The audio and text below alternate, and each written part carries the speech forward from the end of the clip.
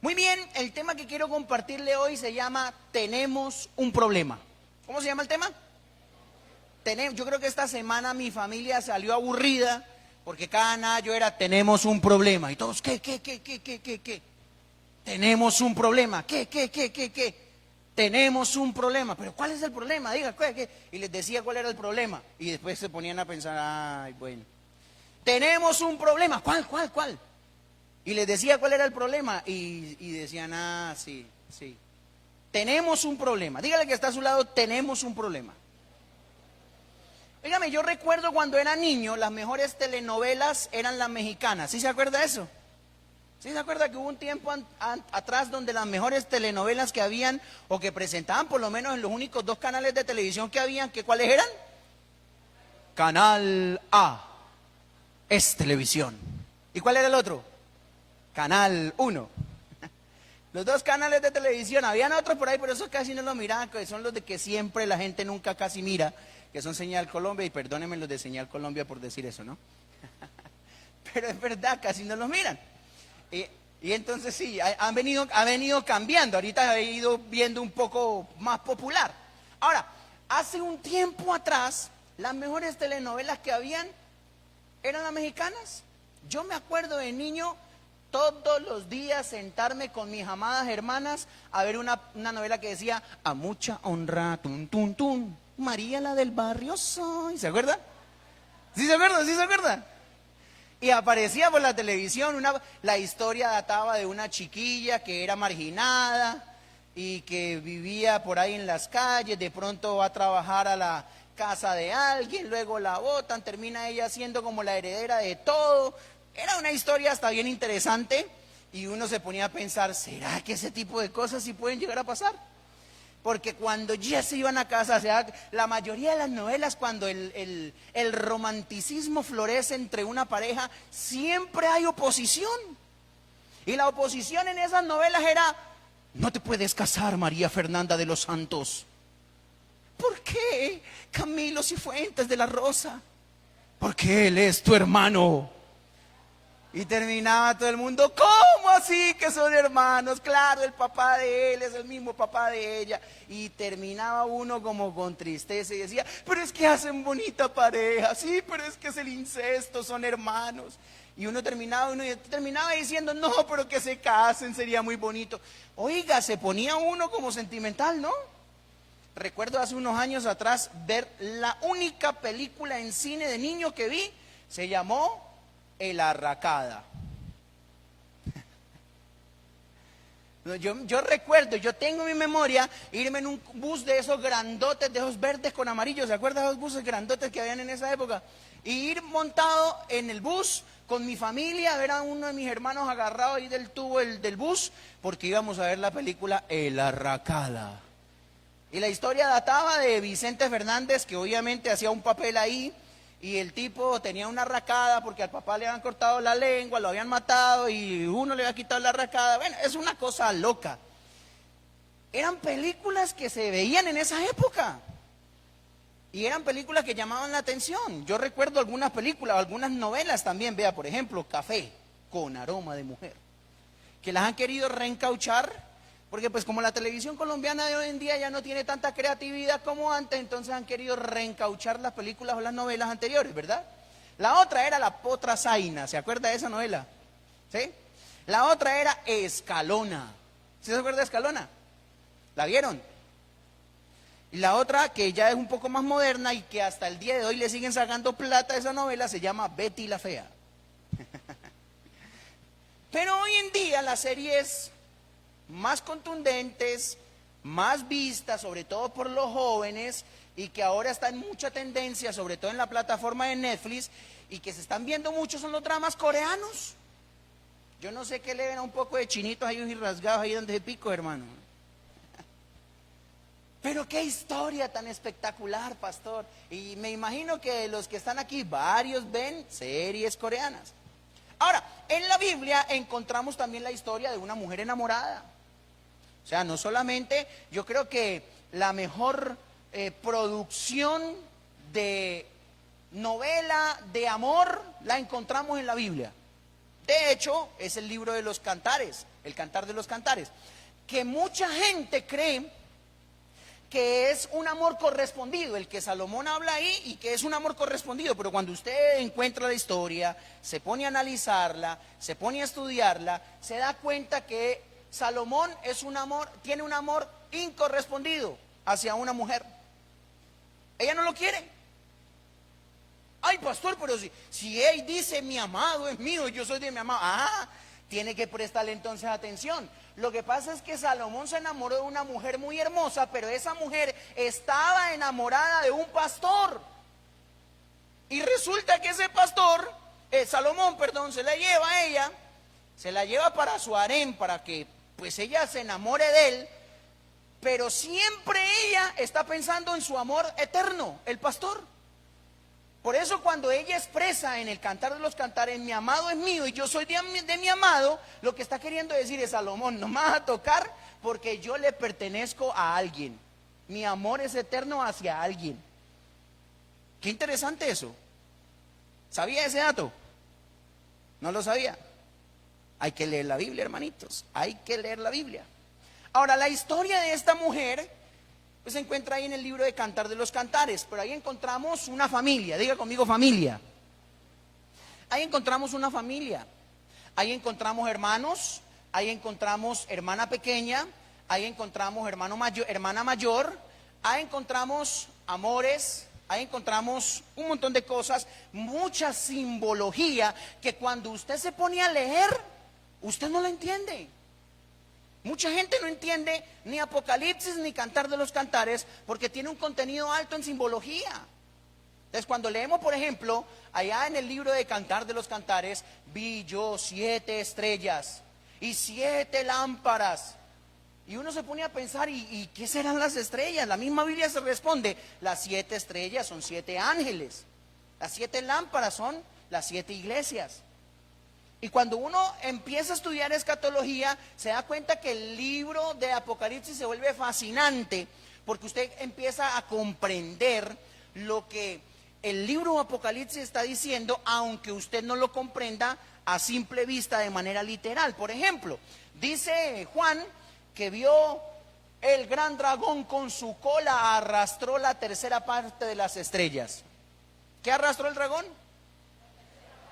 La tercera parte de la estrella. Cuando uno no sabe de eso, cuando uno no sabe de la simbología bíblica, de los significados, de lo que tipifica determinado símbolo en la Biblia, un animal, un objeto, cuando uno no sabe eso, uno se imagina, el final va a ser dragones volando por el cielo, con una cola larguísima así, empujando estrellas. ¿Cierto que sí? ¿Se imagina uno eso, verdad? Ya se había imaginado a alguien eso, vea, qué tremendo. Pero cuando usted entiende que el dragón representa y tipifica al diablo, y que la palabra cola representa o significa palabra profética mentirosa, y que las estrellas son ángeles, usted entiende la rebelión que hubo en el cielo. Usted dice, el diablo con su cola, con su palabra profética mentirosa, arrastró la tercera parte de las estrellas, es decir, la tercera parte de los ángeles del cielo, y se los llevó. A eso se le llama la división que hubo en el cielo.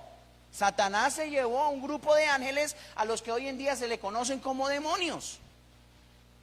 ¿Se da cuenta? El problema, véala. Se puso ahí toda interesante esta señorito ventilador.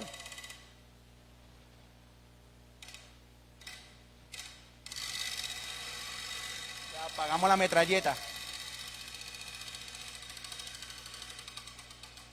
Ya, apagamos la metralleta. Bien, entonces el libro del Cantar de los Cantares también tiene mucho significado bíblico, mucha simbología bíblica. Pero lo que más resalta el libro del Cantar de los Cantares es el amor. Diga conmigo, el amor. ¿Qué resalta? El amor. El libro del Cantar de los Cantares lo que más resalta es el amor. De hecho, los niños en Israel a los 13 años se debían presentar ante el sumo sacerdote y recitarle el Pentateuco. Pentateuco era Génesis, Éxodo, Levítico, Número y Deuteronomio. Recitarle los 5 libros de la ley de memoria. Por eso cuando Jesucristo fue y se presentó ante los sacerdotes que tenía 12 años, se asombraron porque por lo general la mamá, que era la encargada de la instrucción, de enseñarle la Biblia a los hijos, reforzaba en el último año, antes de ir a presentarse donde el sumo sacerdote, reforzaba la enseñanza en el último año. Pero Jesús va a los 12 años, tenía solo 12 años, y les enseña la ley a los maestros. Les explica la ley desde un ángulo totalmente diferente. Por eso ellos se asombraron. Ellos se quedaron pensando, este niño, ¿quién es la mamá de este niño? Que lo está entrenando tan bien, que le está enseñando tan excelentemente la palabra.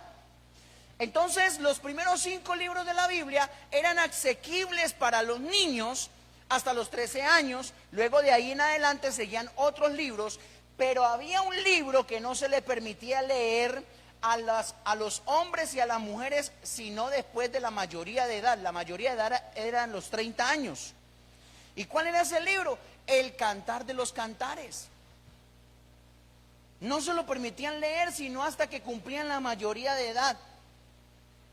¿Por qué? Porque se creía que el libro del Cantar de los Cantares, si una persona inmadura lo leía, lo iba a tomar como cartas de poesía para su novia.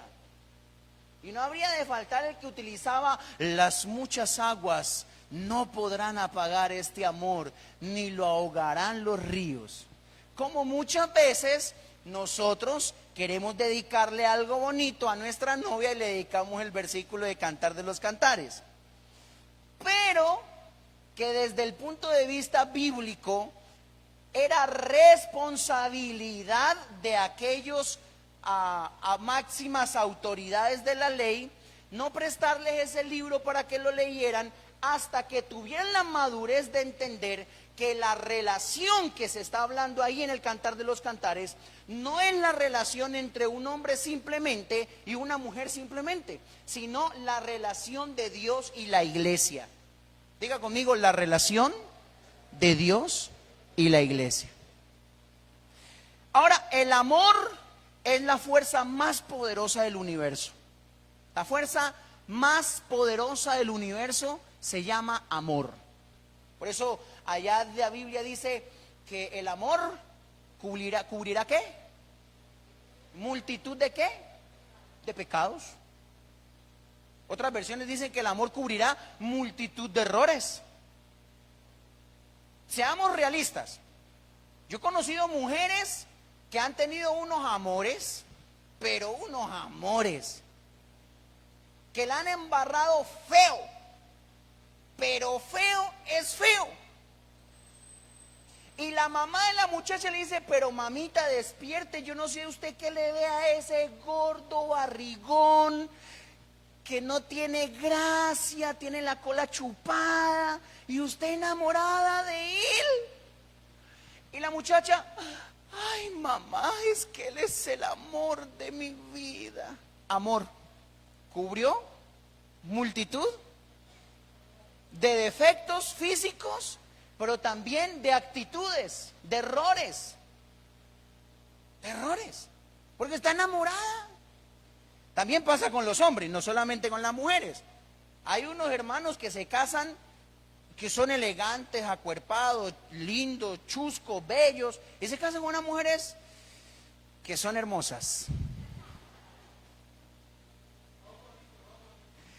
como Lea, que tienen ojos bonitos. Pero el amor es la fuerza más poderosa del universo. Mire, tan poderosa es la fuerza del amor que Dios mismo dice que Él es amor. O sea, Dios mismo dice en una de las cartas en Juan, capítulo 4, versículo 8, creo que es, primera de Juan, capítulo 4, verso 8, creo que es, dice: el que no ama no ha conocido a Dios, porque Dios es ¿qué cosa? Dios es amor. Voltea a mirar al que tiene al lado y dígale: Dios es amor. Vamos, dígale.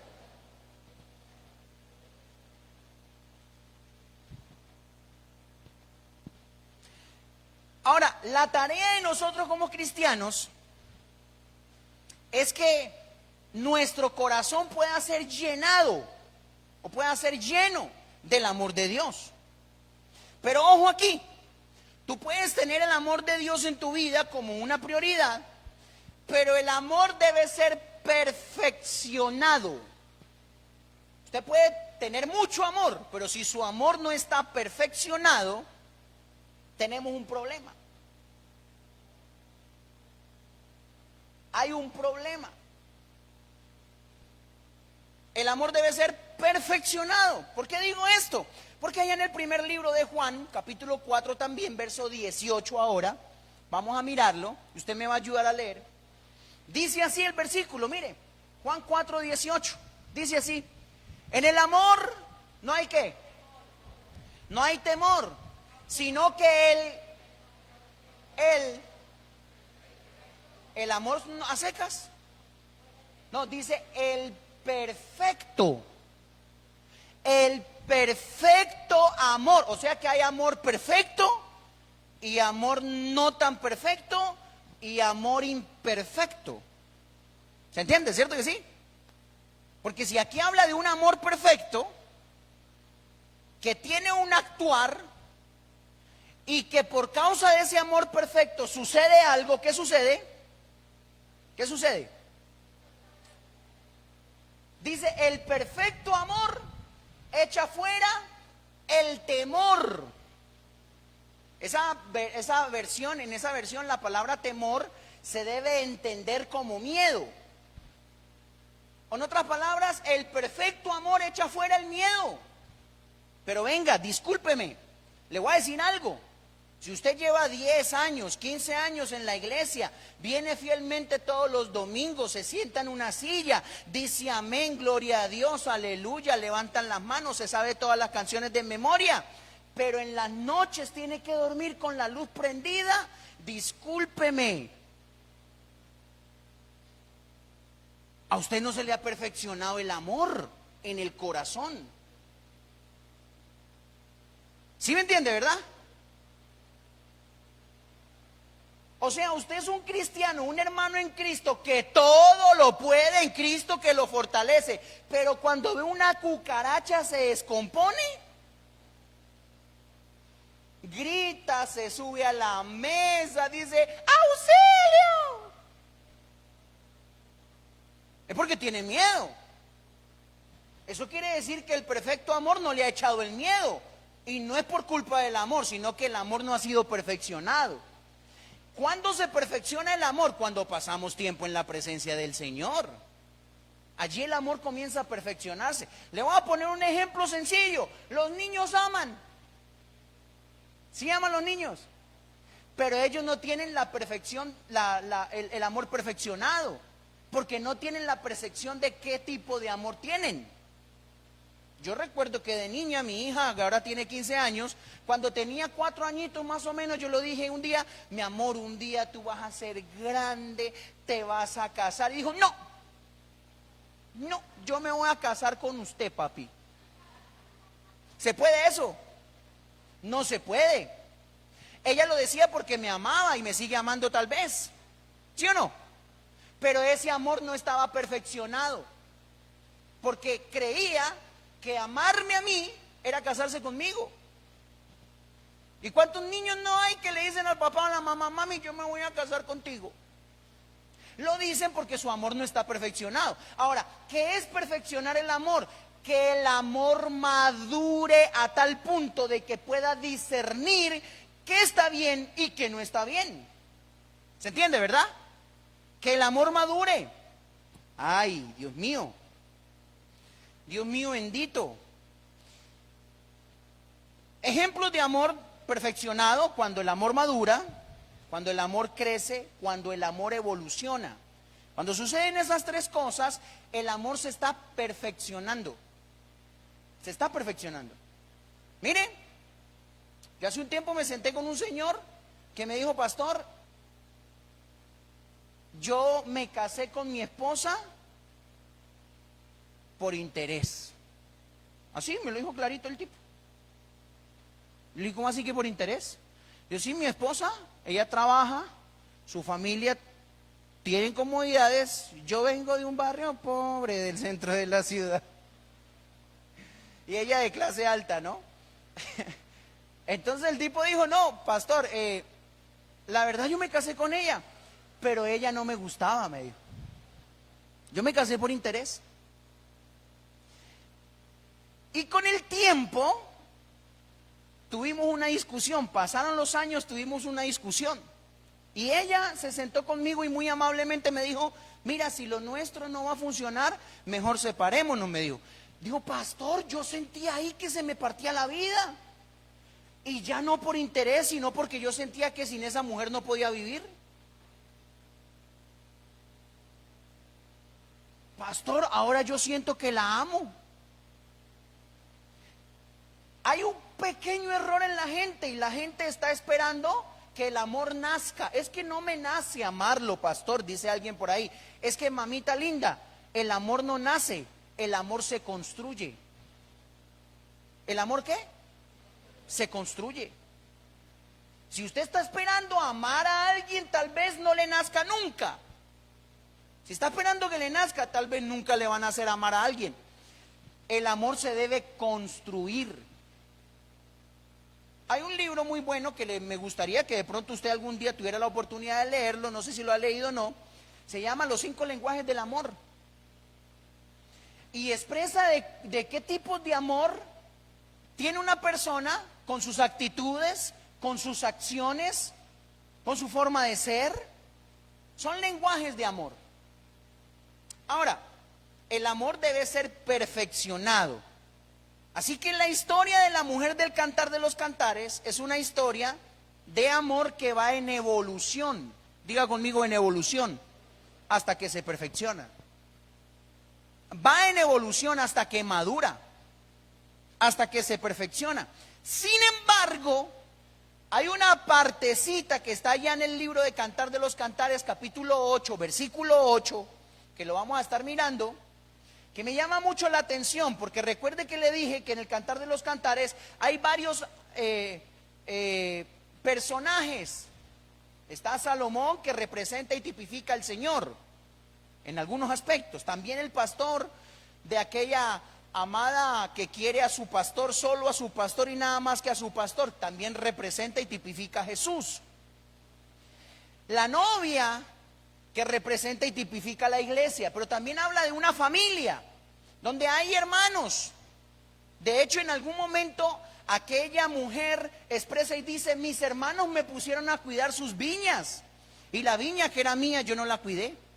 O sea que hay algunos personajes como hermanos también, pero también hay un personaje o dos personajes que son uno al tiempo. Uno es la hermana mayor y otro es la hermana menor. ¿Se acuerda del hijo pródigo?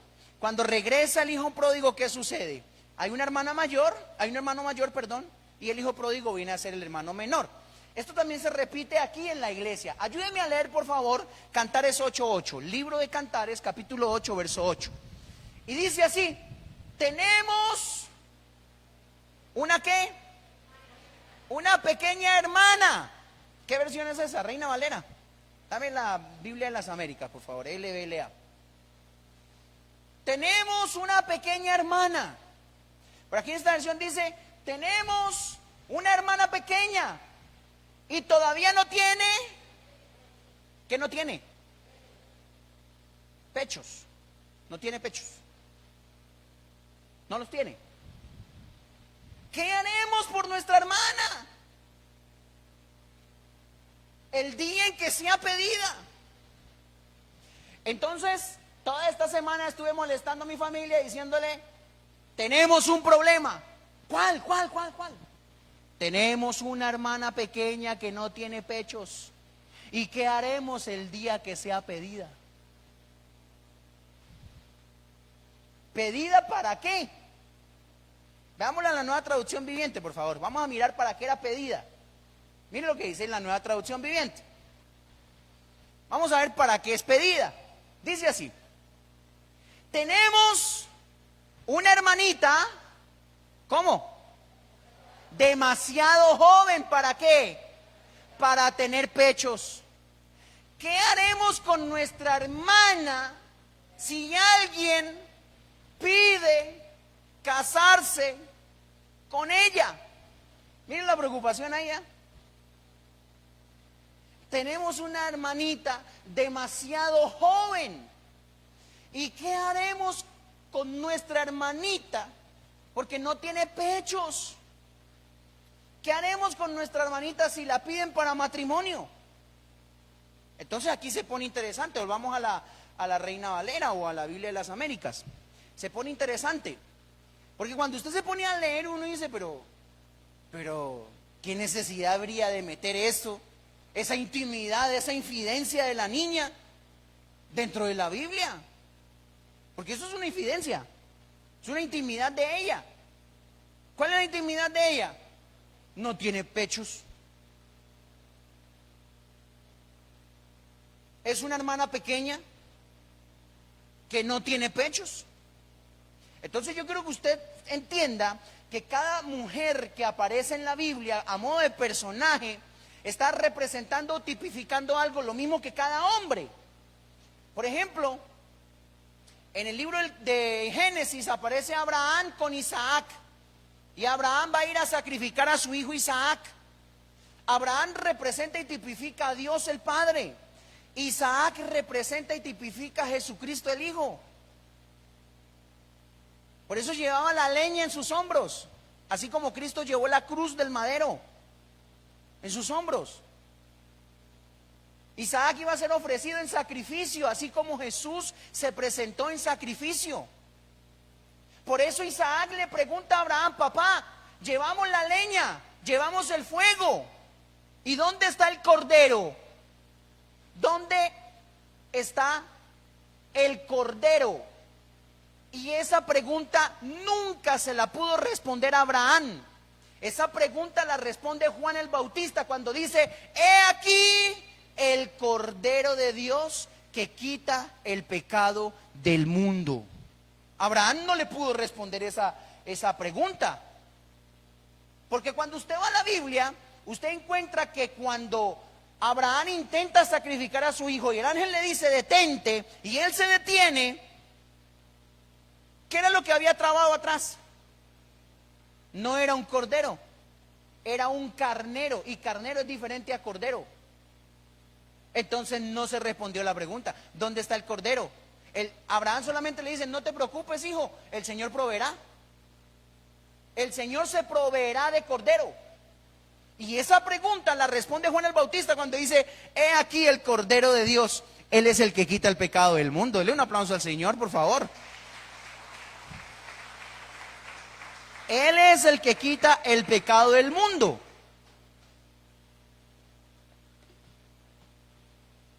Entonces en la Biblia los personajes representan siempre a alguien. Faraón, por ejemplo, en algunas oportunidades representa a Dios y en otras oportunidades representa a Satanás. Tipifica a Satanás. El hijo pródigo nos representa a nosotros, hermano. ¿Cuántos no hemos sido pródigos en algún determinado momento de nuestra vida? Hemos cometido pecado, la hemos embarrado, nos hemos apartado del Señor, y cuando estamos en el hueco de la miseria pegamos el grito y decimos: Jesús, ayúdame, y el Señor extiende su lazo de misericordia para ayudarnos y nos regresa a la casa del Padre. Y nosotros venimos como: yo no me merezco nada, Señor, yo me aparté de ti. Y el Señor: chisto, papito, cálmate, hijo, te va a poner vestidos nuevos, zapatos nuevos, anillo en tu mano, y te va a ir bien de ahora en adelante. Camina conmigo y te va a ir mejor. Esa es la historia de nosotros. En la Biblia siempre los personajes representan y tipifican algo. Entonces aquí estamos viendo una preocupación. Diga conmigo: preocupación. ¿Cuál es la preocupación? Que se acerca el día de pedirla en matrimonio. Se acerca el día de que alguien la pida en matrimonio. ¿Quién? ¿Quién? Un novio. ¿Pero quién es ese novio? El que está por venir. El que pronto regresa. El que se está predicando en las plataformas y le dicen: hermanos, arrepiéntase, Cristo viene en breve. Cristo viene pronto. el novio está por venir por la novia para casarse con ella en las bodas del Cordero. Pero hay una preocupación en la iglesia en general. La iglesia está dividida en dos: los maduros y la hermana pequeña, que todavía no tiene pechos. ¿Cogió la historia? ¿Se enganchó ahora sí? Dentro de la iglesia hay dos hermanas. La iglesia son dos hermanas. La hermana mayor, que ya tiene sus pechos desarrollados. Por favor, no me van a malinterpretar lo que estoy hablando aquí. Estoy tratando de ser lo más coherente posible. Y la hermana menor, que todavía no tiene pechos. Entonces aquí hay un problema. Tenemos un problema. El problema es que van a pedir el matrimonio porque Cristo viene pronto, pero la hermana pequeña todavía no tiene pechos. Y dentro de la iglesia hay muchos cristianos que, debiendo estar ya preparados para el encuentro con el Señor, todavía no lo están. ¿Por qué? Porque son hermana pequeña que todavía no tiene pechos. Mi trabajo, mi tarea como pastor de la iglesia hoy, al momento de exponerle esta palabra, es motivarle a usted a que, si de pronto usted es una de esas hermanas pequeñas que todavía no tiene pechos, estoy hablando en sentido espiritual, por favor no me va a malinterpretar, discúlpeme, empiece usted a tomar decisiones y acciones para que madure, y cuando venga el novio no se quede en la gran tribulación, sino que se vaya en el arrebatamiento, en la parucía, en el arpazo con el Señor. ¿Se entiende, verdad? Voltea a mirar al que tiene al lado y dígale: ¿quién eres tú? ¿Hermana mayor o hermana pequeña? ¿Quién eres? Hay una imagen, vamos a mirar la imagen, la primera. Hay una primera imagen. Imagínense que estaba como, este tema es un poco así como inentendible. Estaba pidiéndole la ayuda a ChatGPT que me ayudara a crear este tipo de imágenes, porque la mayoría de estas imágenes las creo con inteligencia artificial. Y estaba pidiéndole la ayuda a ChatGPT, y como hablo de la hermana pequeña, bueno, ahí no hubo realmente ningún inconveniente, pero en las otras, donde hablo específicamente de los pechos, ChatGPT se negó a hacerme las imágenes.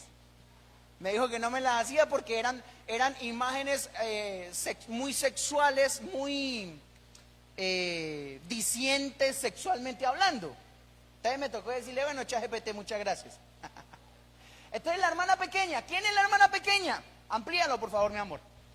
¿Quién es la hermana pequeña? Vamos a mirar. Número 1, la hermana pequeña es la iglesia que aún no ha madurado.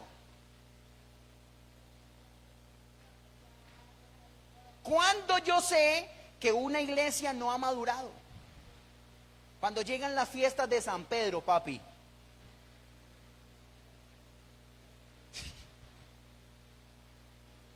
Y usted empieza a ver por Facebook, por WhatsApp, por Instagram, por los estados y por un montón de cosas, la gente en el desfile,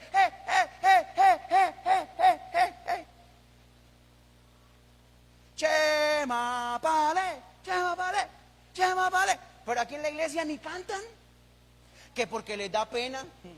Qué bueno es alabarte, Jehová, y cantar salmos a tu nombre.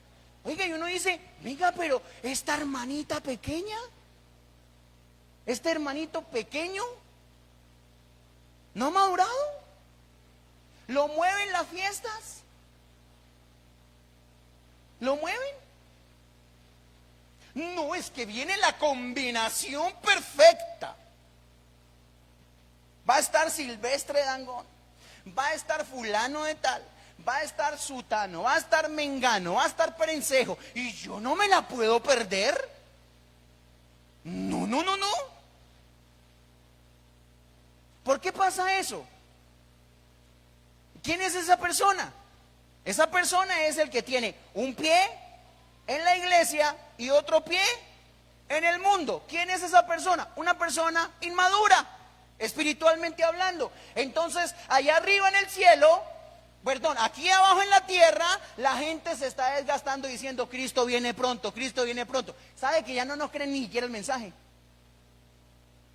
¿Sabe que ya no nos creen el mensaje?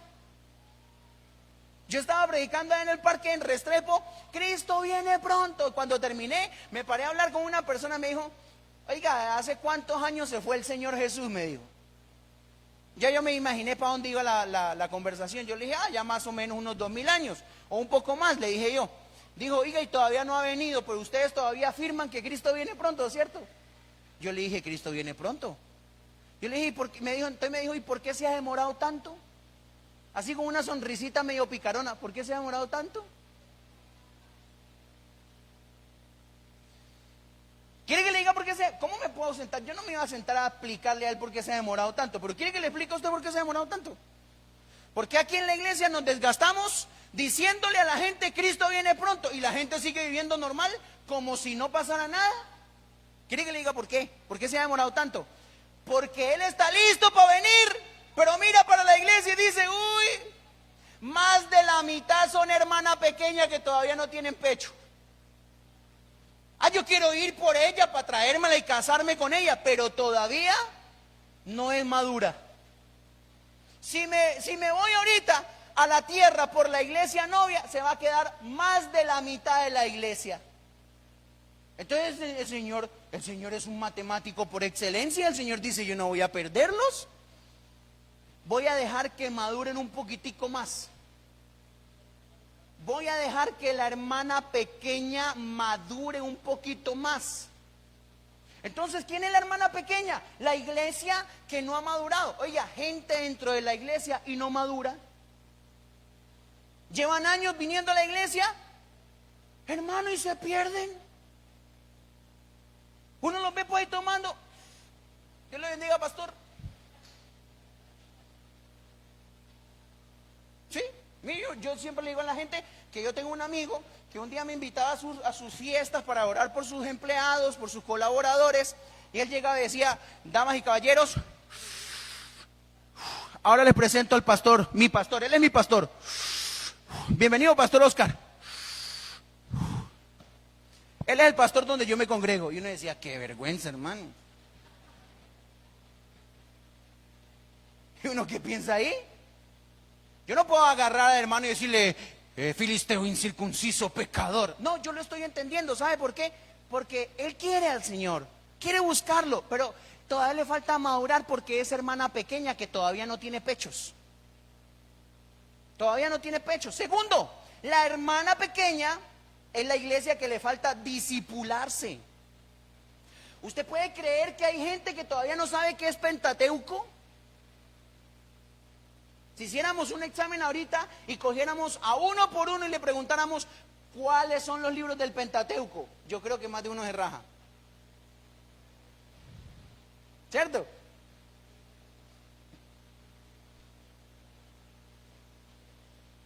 El Pentateuco son los primeros 5 libros de la Biblia. Son Génesis, Éxodo, Levítico, Números y Deuteronomios. Pero hay algunos que no lo saben todavía. Si no comprenden lo que es el Pentateuco, ¿cómo van a conocer el misterio de Cristo y la iglesia? ¿Qué van a saber del misterio de la iniquidad? ¿Qué van a andar sabiendo del misterio de la piedad? Por favor. ¿Qué van a saber de los diferentes misterios? ¿Qué van a saber de escatología, de parusía, de epifanía? Que son palabras parecidas pero diferentes. ¿Qué van a saber qué contradicción o qué diferencia hay entre y todo ojo le verá y sin santidad nadie le verá? Explíquemelo. Ahí apareció un día un señor que escribió un libro que se llama Las mentiras de la Biblia. Y me invitaron a mí a una emisora disque para entrevistarme. Y yo llegué a la emisora, pero me llevaron de gancho ciego, porque era disque para entrevistarme, pero me querían coger, era a contender con el que escribió el libro Las mentiras de la Biblia. Y entonces le dice el tipo, así muy sutilmente, el periodista, estos periodistas son bárbaros, man. El periodista, yo de una vez le dije, yo no voy a contender con ninguno. Y dijo, no, yo solamente quiero hacerle unas pequeñas preguntas, pastor. ¿Y qué que nos mete en tremendo campo de batalla? Y llega el tipo y le dice, ¿usted y por qué dice que hay mentiras en la Biblia? Le dice, porque hay contradicciones y las contradicciones son mentiras. Y empieza, le dice, por ejemplo, ese versículo que dice, sin santidad nadie le verá, y el otro, y todo ojo le verá. Entonces es una contradicción, es una mentira. Entonces me tocó decirle, no, disculpe, no hay mentira en eso. Lo que pasa es que uno es un evento y el otro es otro evento totalmente diferente. Sin santidad nadie verá al Señor, eso se llama parusía. Y todo ojo le verá, eso se llama epifanía. Son dos cosas distintas. Son dos cosas distintas. De ahí que es importante disipularse. Disipularse, hermano. Mire, llegaron unos testigos de Jehová a la casa de una hermana hace un tiempo atrás y le pegaron una enredada, pero bárbara. ¿Sabe por qué la enredaron? Porque ella nunca se discipuló. Nunca entró a una escuela de corderitos. Por eso usted encuentra gente que lo enreda a uno y uno se queda así, sin respuesta a preguntas interesantes. Necesitamos madurar. Necesitamos crecer. Los milagros son importantes, claro que sí. Mire, yo tengo a mi hermano Jair que hace un tiempo atrás me dijo, vea, yo no entiendo cómo Dios a usted lo usa de una manera tan tremenda cuando salimos. Él ha visto cómo Dios nos usa. Pero en la iglesia no pasa eso. ¿Por qué no pasa eso en la iglesia? Me decía mi hermano. Y yo le decía, porque a mí el Señor un día me dijo que lo más importante no son los milagros, sino enseñarle la palabra a la gente. ¿Pedro vio milagros, sí o no? ¿Sí o no? Pedro caminó en el agua. ¿Pedro caminó sobre las aguas? Claro. ¿Pedro vio al ciego ver? Claro. ¿Él vio a Bartimeo volver a ver? ¿Pedro estuvo presente cuando se multiplicaron los panes y los peces? Claro. Más de 5,000 personas comieron de 5 panes y 2 pescados. Pedro estuvo presente cuando se convirtió el agua en vino. Pedro estuvo presente, hermano, cuando hubo la pesca milagrosa. Claro, Pedro vio milagros por montones. Pedro vio cuando resucitaron a Lázaro. Pedro vio cuando el sordo volvió a oír. Pedro vio cuando los demonios salieron del muchacho que estaba endemoniado y estaba enfermo al tiempo. Pedro vio todo eso. Pero un día Jesús en Juan capítulo 6 se pone a hablarles a la gente, coman mi carne y beban mi sangre. Y la gente queda mirando y dice, este tipo nos quiere volver caníbales. Y nosotros caníbales no somos. Entonces viene Juan 6:66, que es el 666, el único 666 que hay en la Biblia. Y mire cómo dice, Juan capítulo 6:66. Y en Juan capítulo 6:66, que es el único 666 que hay en la Biblia, dice que la mayoría se fueron y le dieron la espalda a Jesús. Ahí toca minimizar eso.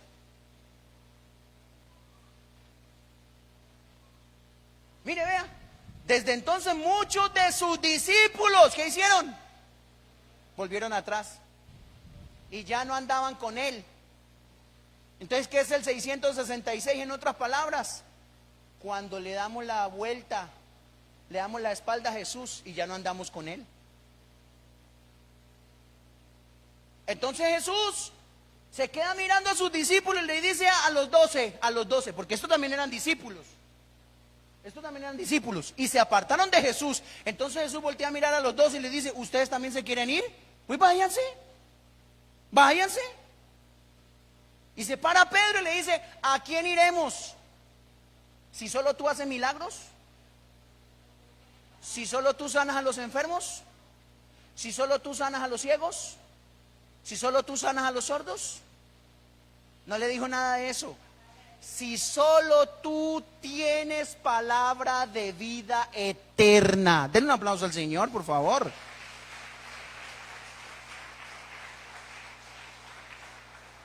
Discipularse es fundamentarse en la palabra del Señor, conocer quién es Cristo desde el punto de vista bíblico, entender que Cristo es Dios.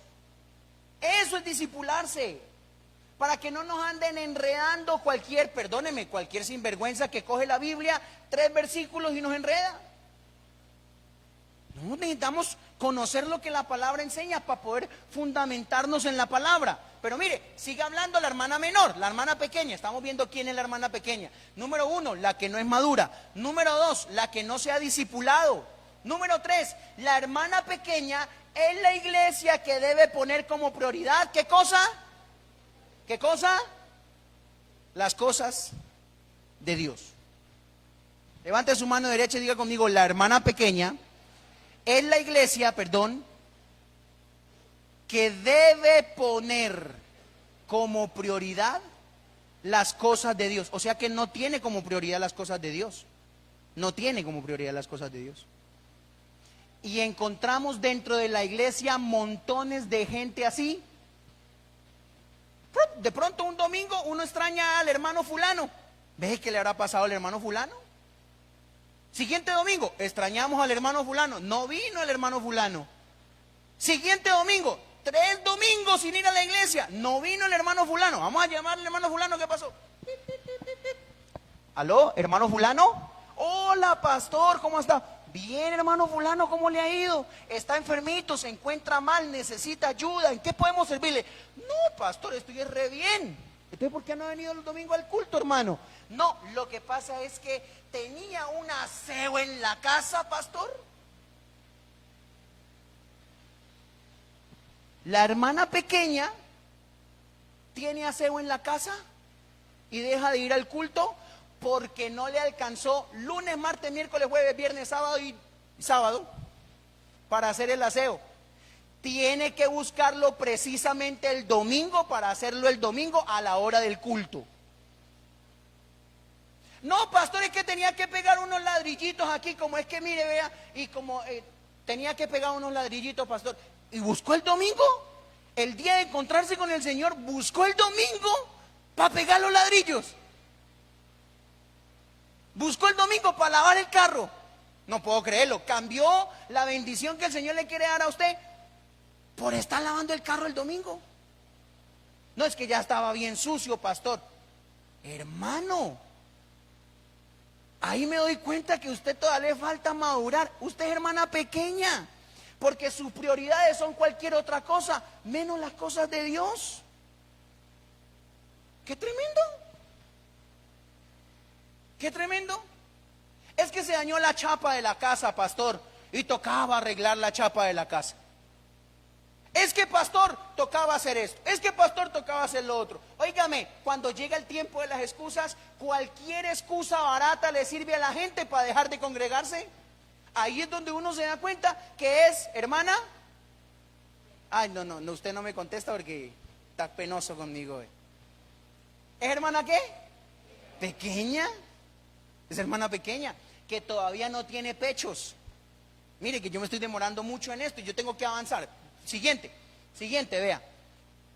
¿Quién es la hermana pequeña? La hermana pequeña es la iglesia que tiene como prioridad cualquier cosa menos las del Señor. Menos las del Señor. Entonces ese domingo busca para barrer la casa, ese domingo busca para pintar la casa, ese domingo busca para pegar ladrillos, para arreglar la chapa, para tender las camas, el domingo busca para pañetar, para pintar, para lavar, es que tenía una lavada, pastor, es que usted viera la cantidad de ropa que tenía. Bueno, hermana pequeña, y no podía después del culto. ¿Cuánto nos demoramos en el culto? 2 horitas. 2 horitas. ¿Será que 2 horitas le van a hacer la diferencia a usted en el aseo de su casa? Pues salga del culto, primero venga al culto, gócese con el Señor, salga del culto y váyase para su casa a lavar la ropa.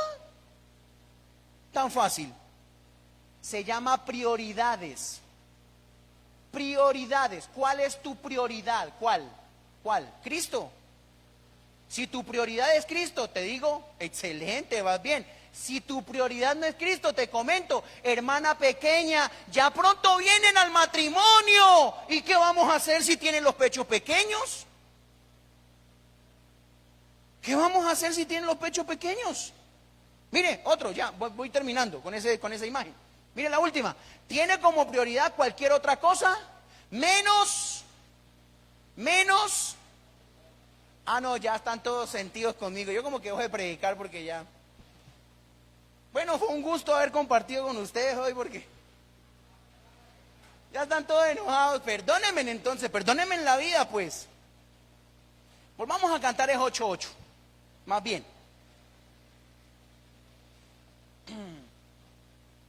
Cantar es 8:8 enfatiza que hay un problema. Se la voy a parafrasear. La hermana mayor se pone a mirar la familia y se reúne con la demás familia y dice, tenemos un problema. Ya pronto van a pedir el matrimonio a mi hermana pequeña, pero la hermana pequeña no tiene pechos todavía. ¿Qué vamos a hacer cuando la pidan el matrimonio? ¿Qué vamos a hacer? ¿Qué vamos a hacer? ¿Cuál es el problema? ¿Cuál? ¿Cuál es el problema? ¿Cuál? Uno, hay tres. Dentro de ese problema hay tres. Uno, que tenemos una hermana menor. Dos, que va a ser pedida en matrimonio. Tres, que no tiene pechos. No tiene pechos. Ahora, la hermana mayor, en otros versículos, habla así. Por ejemplo, en Cantares 3:10. Libro de Cantar de los Cantares, capítulo 3, versículo 10, ella expresa lo siguiente. Miren lo que expresa. Dice ella en Cantares 3:10. Dice, 8:10 creo que es, si no estoy mal. A ver. 8:10. Miremos 8:10. 8:10 creo que es 8:10 si no estoy mal. Cantares 8:10. 8:10. 8:10. Listo, ahí está. Versículo 8 dice, tenemos un problema. Tenemos una hermana pequeña que no tiene pechos. Pero versículo 10 dice así, está hablando de ella, de la hermana mayor. Dice, yo soy muro. ¿Quién era ella? Ah, bueno, ahí tendríamos que entrar a mirar qué representa o tipifica el muro en la Biblia. Ahí tendríamos que entrar a mirar qué representa y tipifica el muro en la Biblia. Pero lo que me llama la atención es que ella dice, yo soy muro y mis pechos son como torres. ¿Cómo eran los pechos de la hermana madura? Como torres. Entonces yo me puse a buscar otros versículos y me empecé a dar cuenta que el problema de la hermana pequeña es que tienen los pechos pequeños, que no tiene pechos grandes, y que los pechos representan y tipifican algo supremamente importante en la Biblia. Por lo menos unos 6 significados representan los pechos. Mire, vamos a ir haciéndole seguimiento a la temática y vamos viendo qué significan o qué representan los pechos desde la interpretación bíblica. Entonces aquí vemos, entonces miremos que los pechos son como ¿qué? Como torres. Entonces vamos a mirar. Si vamos a Cantares 8:8 y le quitamos la palabra pechos y le ponemos la palabra torres, vamos a mirar cómo dice. Listo, Cantares 8:8. Tenemos una pequeña hermana que no tiene torres. Ah, ya ahí va mejorando la situación. Ahora tenemos que encontrar qué representa o tipifica la torre desde el sentido bíblico, desde el punto de vista bíblico. Pero no es lo único, porque en la Biblia encontramos por lo menos 3 diferentes tipos de pechos. Vamos a mirar Cantares capítulo 4, versículo 5. Vamos a mirar qué dice en Cantares 4:5 que son los pechos. Vamos a mirar. Ayúdenme a leer, por favor. 1, 2 y 3. Tus dos pechos, ¿como qué?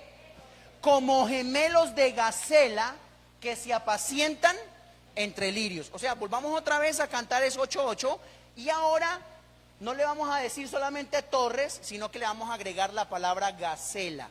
¿Listo? Hagamos el ejercicio. Listo. 8:8. Tenemos una pequeña hermana que no tiene torres, que no tiene gacelas. Entonces aquí se empieza a poner más interesante el tema, porque ahora tenemos que encontrar qué significan las torres ¿Y qué significan las gacelas desde el punto de vista bíblico para entender cuál es el problema de la hermana pequeña? ¿Y por qué no se puede casar? Porque no tiene torres y porque no tiene gacelas. Pero no solamente representa eso, no representa solamente eso. Vamos a Cantares capítulo 7, verso 8. Y vamos a mirar qué más dice la Biblia que son los pechos. Y se lo vamos a agregar a la otra. ¿Listo? ¿Le parece? Cantares 7, 8. 7, 8. Yo dije, ¿subiré a dónde? A la palmera, asiré sus ramas. Deja que tus pechos sean como ¿qué? Como racimos de vid. Entonces vamos otra vez a Cantares 8:8 y vamos a agregarle racimos de vid. Vamos a mirar entonces. Otra vez, 8:8. Ayúdenme por favor en el ejercicio. Tenemos una pequeña hermana que no tiene torres, que no tiene gacelas, que no tiene racimos de la vid. Racimos de uva, pues. No tiene.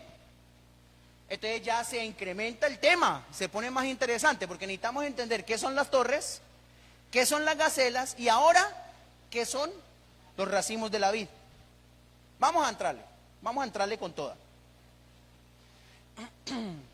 Pero antes de que le entremos vamos a hacer unas preguntas, la imagen de las preguntas, por favor. Creo que es la última, si no estoy mal, la cuarta. ¿No? ¿Ya sabemos eso? Esta, preguntas que surgen con este tema. A mí me surgieron un montón de preguntas con este tema, entonces decidí hacer una imagen que diga preguntas que surgen con este tema. Mire, número 1, ¿quién es la hermana mayor? La iglesia novia madura. Número 2, ¿quién es la hermana pequeña? La iglesia que quiere ser novia pero es inmadura. Tercero, ¿cuál es el problema? Que la hermana pequeña no tiene pechos y pronto la van a pedir en matrimonio. ¿Quién la pide en matrimonio? El Señor que regresa por la novia, es decir, Jesús. Jesús vuelve por la iglesia, pero quiere encontrar una iglesia madura. Pero cuando mira a la iglesia, encuentra un montón de gente inmadura. Entonces dice, todavía esa hermanita pequeña no tiene pechos, no puedo ir por ella todavía.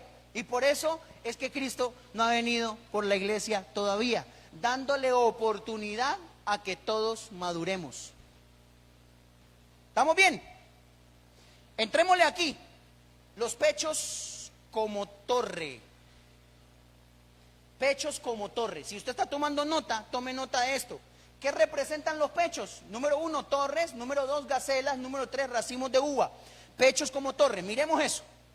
Si queremos saber qué tipifican los pechos en la Biblia, debemos mirar qué tipifican las torres. Y para eso tenemos que circunscribirnos a la misma Biblia. Y en Proverbios capítulo 18, versículo 10, nos dice qué son las torres. ¿O qué es la torre? Ayúdeme a leerlo, por favor. Proverbios 18, 10, dice así. Dice, 1, 2 y 3. Torre, no, pero ayúdeme. 1, 2 y 3. Torre fuerte es el nombre de Jehová. A él, espérese un momentico, a él, esa palabra él tiene tilde, pero en el original hebreo no debería llevar tilde, porque no se está refiriendo a la persona, sino al nombre. ¿Se entiende, verdad? Hay algunas versiones de la Biblia que le ponen tilde, otras que no le ponen tilde. Entonces, torre fuerte es el nombre de Jehová. A él correrá el justo y será ¿cómo? Será levantado. ¿Cuándo será levantado? ¿Cuándo? El día de la parucía, el día del arrebatamiento será levantado. Torre fuerte es el nombre del Señor. Entonces venga para acá, hagamos un ejercicio chévere. Tenemos un problema. Tenemos una hermana pequeña que no tiene pechos. Es decir, que no tiene torres. ¿Y qué significan las torres? El nombre fuerte del Señor. En otras palabras, la hermana pequeña no tiene el nombre del Señor.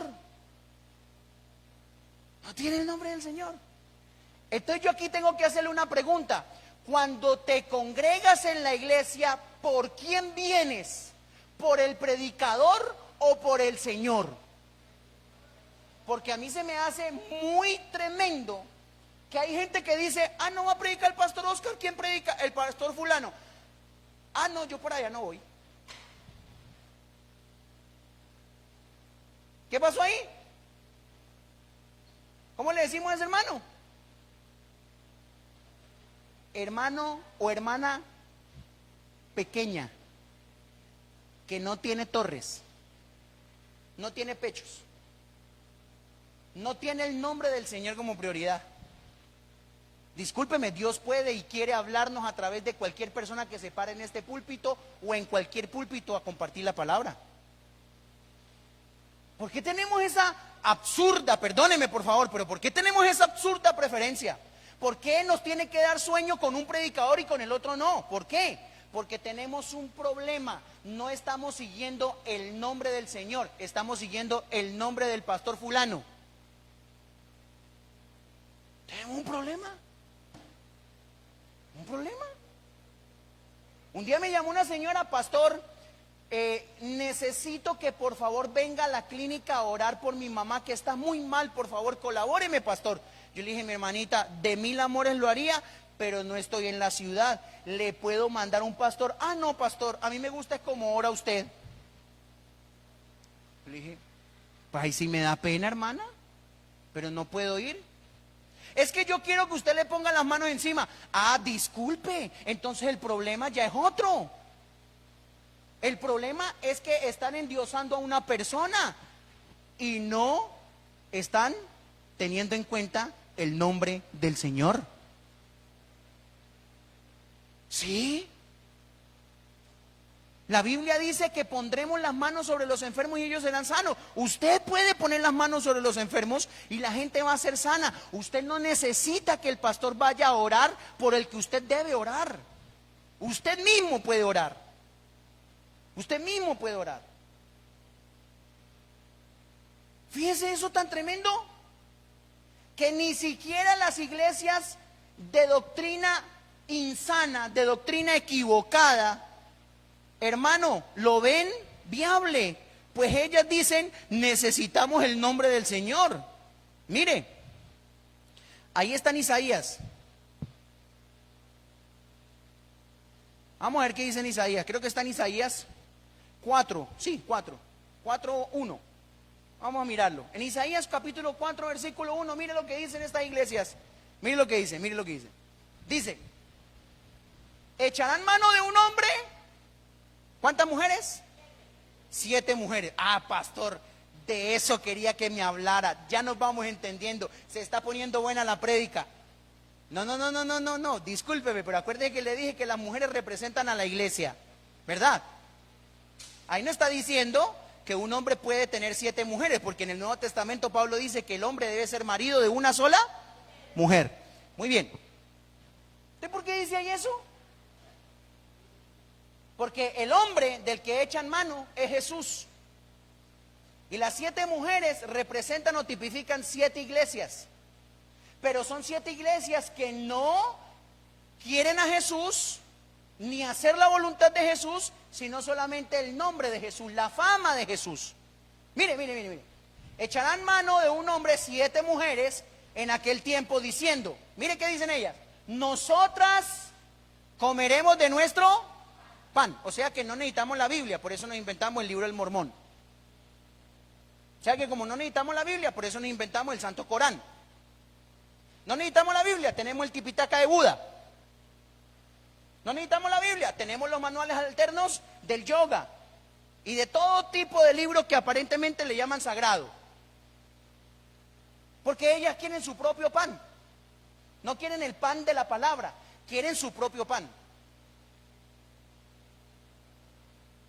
Nosotras comeremos nuestro propio ¿qué? Pan. Nuestro propio pan. Y nos vestiremos de nuestras propias, o de nuestras, ¿qué? De nuestras ropas. O sea, no necesitamos tu cobertura. Solamente permítenos llevar, ¿qué? Tu nombre. Que nos reconozcan como cristianos. Pero nosotros tenemos nuestra propia Biblia y nuestra propia cobertura. Discúlpeme. Eso lo hace la hermana pequeña, que no ha entendido la bendición y el poder del nombre de Jesús, porque torre fuerte es el Señor.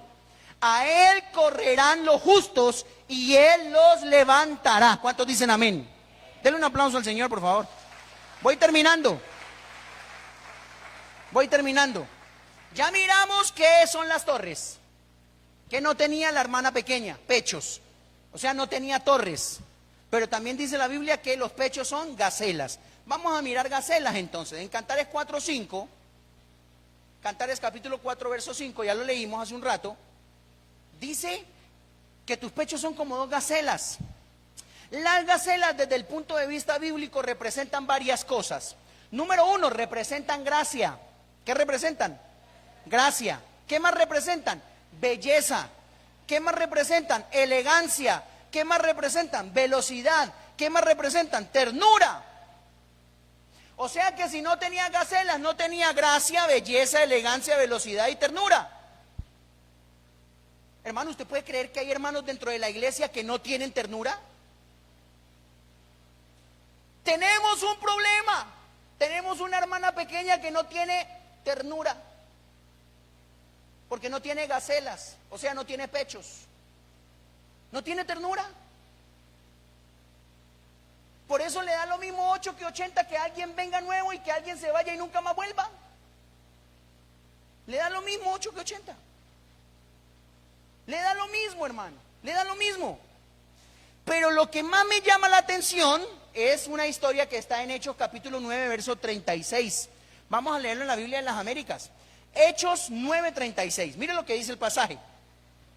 Hechos capítulo 9, versículo 36. ¿Usted se acuerda de una mujer que muere y Pedro la resucita? Es la historia de esa mujer. Ayúdeme a leer, por favor, a la voz de 3. 1, 2 y 3. Dice así. Había entonces, ¿en dónde? En Jope, una discípula llamada ¿cómo? Tabita. Y mire que ahí se da la tarea de poner entre paréntesis que ese nombre Tabita es traducido en griego. Vea que traducido al griego es ¿cómo?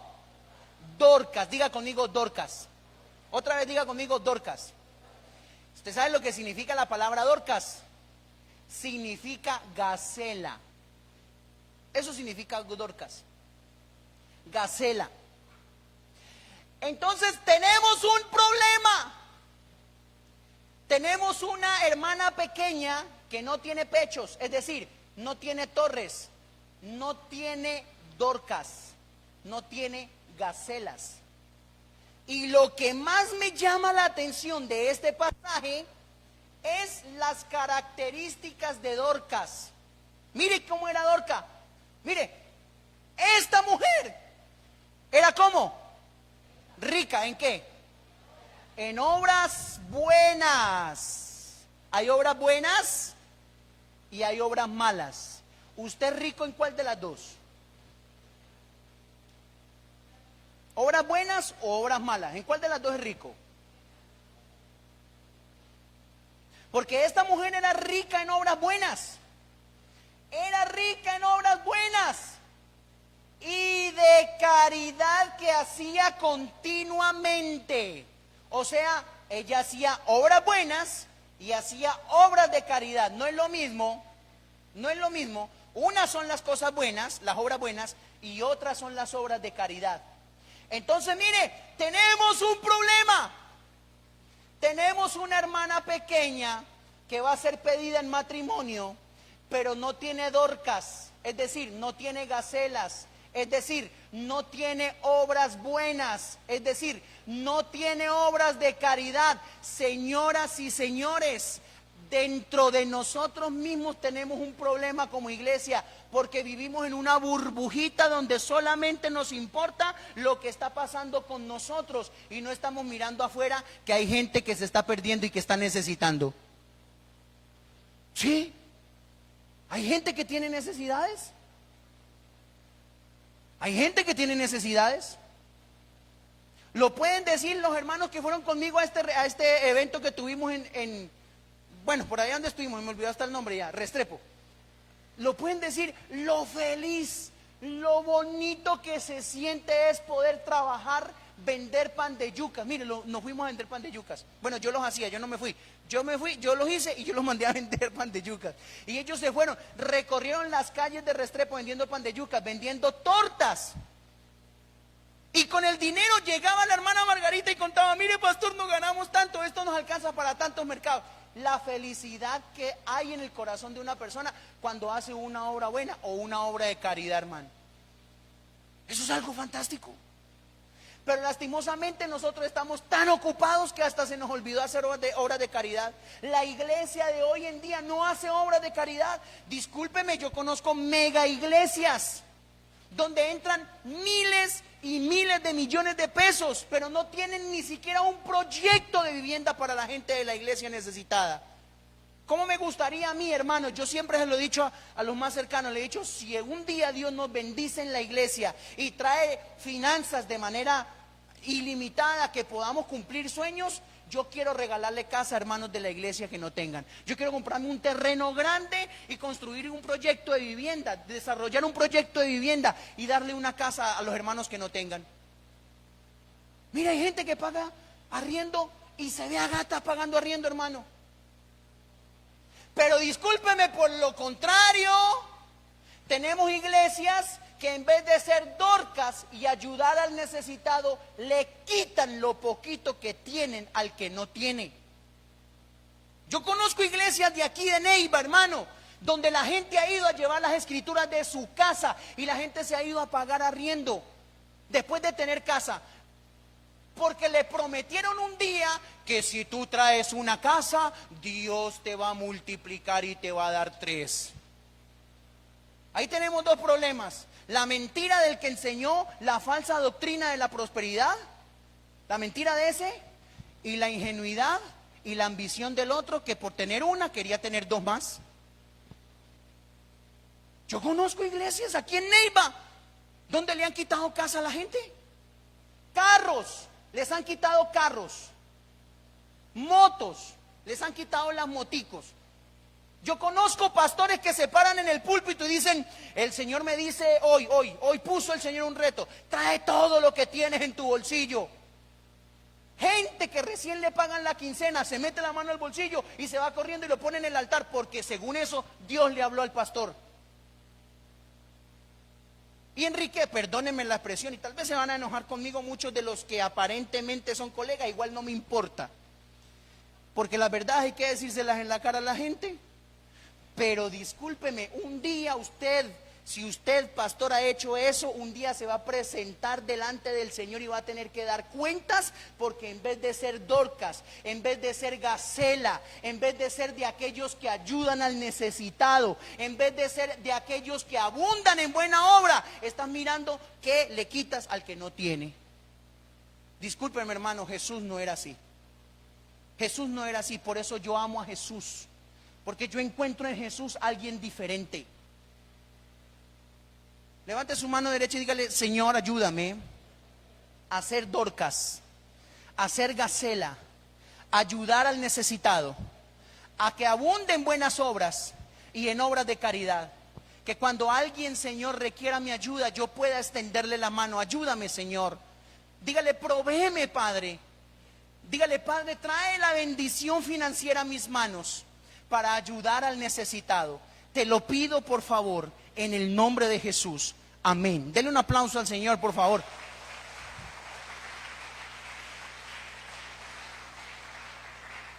Último punto.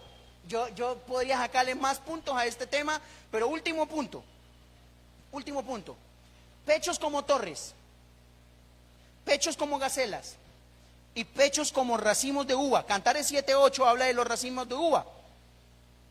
Y en este punto hay que entender varias cosas. Existen viñas, y las viñas son el conjunto de vides. Existen las vides, que es la mata de la uva. Existen los racimos de uva, que son los racimos que están en la mata. Y de esos racimos de uva se extrae el vino. Diga conmigo, el vino. Y en este punto tenemos que hacernos una pregunta. Otra vez, ¿cuál es el problema de la hermana pequeña? Que la van a pedir en matrimonio y que no tiene pechos, no tiene torres, no tiene gacelas, y ahora no tiene racimos de uva. No tiene racimos de uva. Es decir, no tiene la revelación del nuevo pacto hecho en la sangre preciosa del Señor Jesucristo, que es lo que representa y tipifica el vino que se extrae de la uva. No tiene la revelación. Por esa razón, míreme aquí por favor, grábesele esto en la mente muy clarito. Por esa razón es que a algunos hermanos en Cristo se les hace fácil abandonar el domingo de Santa Cena y no venir al domingo de Santa Cena e irse a hacer cualquier otra cosa. Yo siempre le he dicho, hermanos, el domingo de Santa Cena debe ser el día en que ningún cristiano falle al culto. Yo entiendo que usted tiene familia, que tal vez llegó un familiar a su casa de repente, pero hermano, pongámonos serios. Usted no quiere ser hermana pequeña, no falle el culto de Santa Cena, no falle. No falle. Esté en el culto de Santa Cena. Venga, participe del culto de Santa Cena. Porque el culto de Santa Cena tiene dos pasos. El primer paso, el pan, que representa muerte. Ahí morimos. Y el segundo paso, el vino, que es el extracto de la vid, de la uva. Jesucristo dijo, yo soy la vid verdadera. Es el extracto de la vid, la sangre de la uva. Es la sangre de Cristo. Entonces existen cristianos en la iglesia que no tienen la revelación del nuevo pacto. No tienen la revelación. Hay una solución. No puedo hablarle de la solución. Vea, se me fue el tiempo, 11:17. Esa solución se la va a dar dentro de 8 días. ¿Listo? ¿Le parece? ¿Cuál es la solución para la hermana pequeña? Se la voy a dar dentro de 8 días. Le invito a que se ponga sobre sus pies, por favor.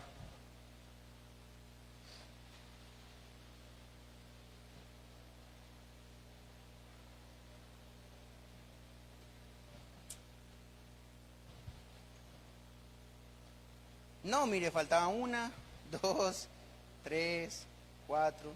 No. Dejemos quieto el tema más bien ahí para dentro de 8 días. Yo quiero que usted piense un poquitico, ¿qué tipo de hermana es usted? ¿Usted es la hermana mayor? ¿O usted es la hermana pequeña? Si es la hermana pequeña, no tiene pechos. Y la noticia grande es que pronto vienen a pedirla en matrimonio. Cristo viene pronto. Pero no todo el mundo está preparado para eso. Samuelito, ¿me regala volumen para el piano? Creo que no está sonando por los parlantes. Es que vienen a pedirla en matrimonio. Cristo viene pronto y no estamos preparados para eso. No estamos preparados para eso.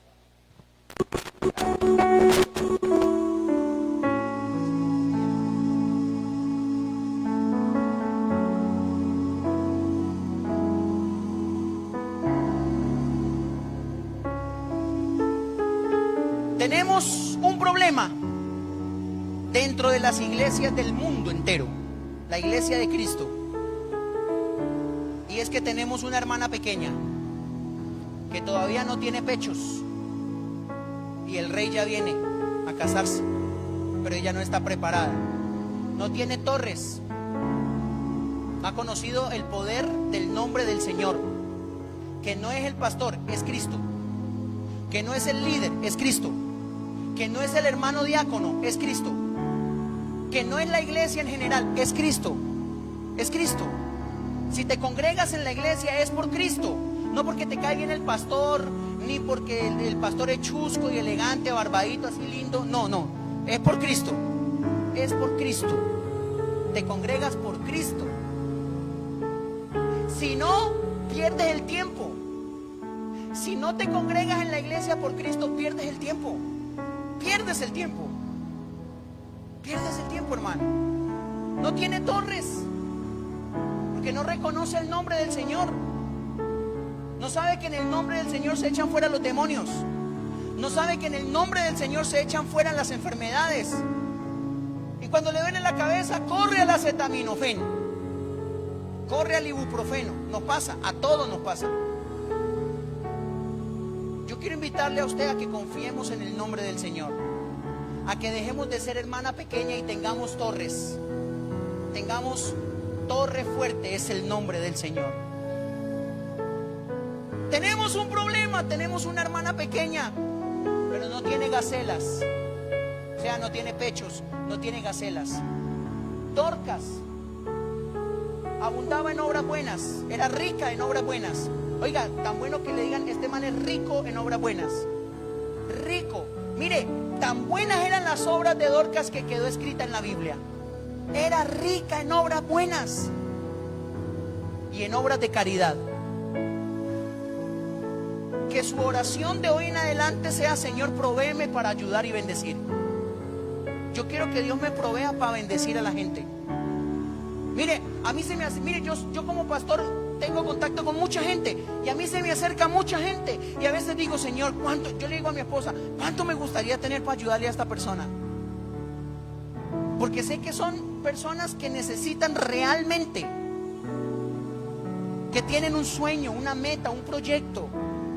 ¿Cuánto me gustaría ayudar a la gente que tiene una idea de trabajo para que salga adelante, para que prospere? ¿Cuánto me gustaría ayudar a alguien que diga: mire, yo tengo este proyecto en mente, lo quiero realizar, necesito ayuda? Yo creo que aquí, en este lugar, hay un montón de muy buenos proyectos, solo que les hace falta un músculo financiero. Y a mí me gustaría tener algún día para ayudar a esa gente. Yo creo que seríamos diferentes, hermano. En vez de estar esperando que nos den, dar. Pues ya dice la Biblia: más bienaventurado es dar que recibir. Más bienaventurado es dar que recibir. Más bienaventurado. Yo todos los días me levanto a hacer algo, a trabajar en alguna cosa. Un día vendo pan de yuca, otro día vendo buñuelos, otro día vendo torta, otro día vendo... Hoy iba a traer almojábanas, pero el tiempo no me alcanzó.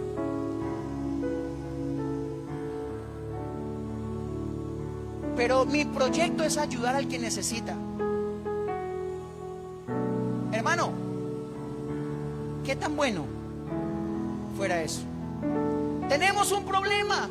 Tenemos una hermana pequeña que no tiene pechos, no tiene torres, no tiene gacelas, no tiene racimos de uva. Comprenda algo: la Santa Cena es el culto al que usted no debería faltar nunca. Nunca. Propóngaselo en su corazón, hermano. Propóngaselo en su corazón. Primer domingo del mes, culto de Santa Cena. Voy a estar en la iglesia, voy a recibir el pan que representa morir a mi pasado, morir a mi viejo hombre, morir al yo, a la carne, y tomarme el vino que representa vivir para Cristo, vivir para el Señor. Le invito a que cierre sus ojos y antes de tomar la Santa Cena tengamos un momento de arrepentimiento. Pues la Biblia dice que para tomar la Santa Cena tenemos que hacerla de manera digna, porque si se toma indignamente vienen tremendas consecuencias. Así que con sus ojitos cerrados dígale: Señor, esta mañana yo comprendo tu palabra.